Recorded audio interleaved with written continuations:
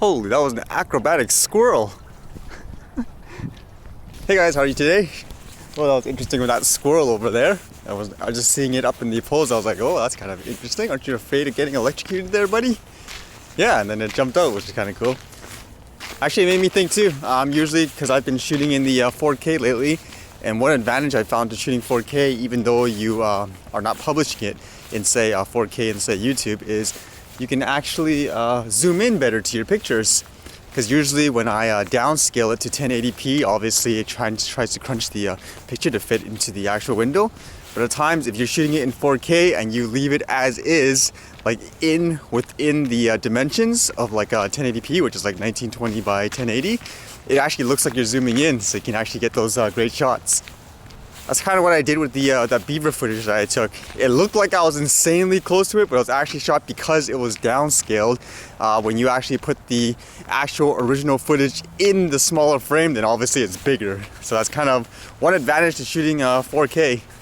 So today the news is Donald Trump is officially the president of the US. Again, I'm not in the US, but I guess even here in Canada, man, like every single feed that I have, like social media feed, people are like talking about it and so forth. What's some other news that I've been reading? I've been reading how the Nintendo Switch, apparently for their online service, you're gonna have to have a smartphone for the chat features to work or something like that. And that's generating a lot of controversy. Some people are saying, what is this? That's ridiculous. So you have to have an additional smartphone to, you know, basically communicate with others. I guess Nintendo's justification is they don't want to force people to have big headsets and stuff, whereas everyone has a smartphone. I'm a little mixed bag about it. I like the social aspects in video games and so forth. I think that's something that's needed. It's a lot more fun, for example, than playing by yourself, in my opinion. But requiring you to use a smartphone, I don't know. We'll see, I guess, but I guess the fact that it has a fee on top of it, which makes me wonder why can't you just build it into the actual system, right? Now that would be way more convenient.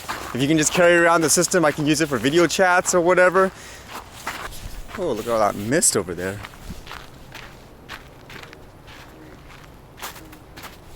I almost want to get a Mavic shot of the top and bottom. Maybe I'll do a time lapse and stuff to that too. I wonder if a time lapse can actually work on that.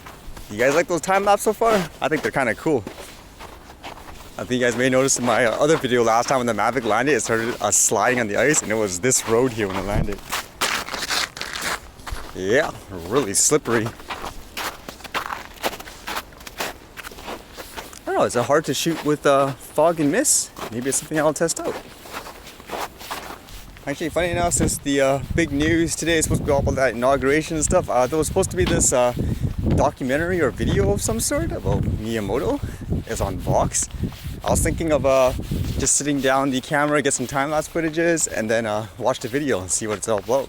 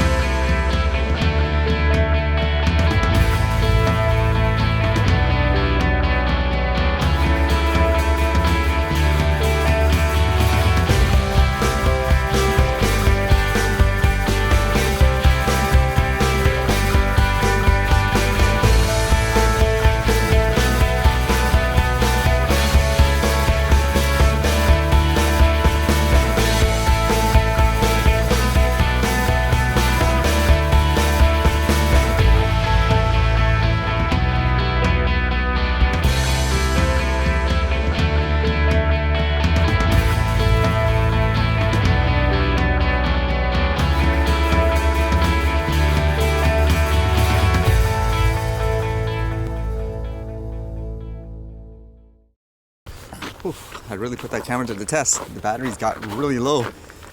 I actually have it connected to a charger right now. I actually couldn't think of a way to put the charger into the camera with the case on. because I decided I'd leave it in the case since it was out in the code and stuff. I was actually debating if I wanted to leave it out to get the full sunset and everything, but it's just not enough time with the power and all that.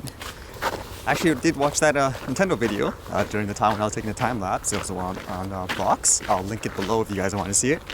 It basically dealt with Miyamoto talking about game design philosophy and stuff.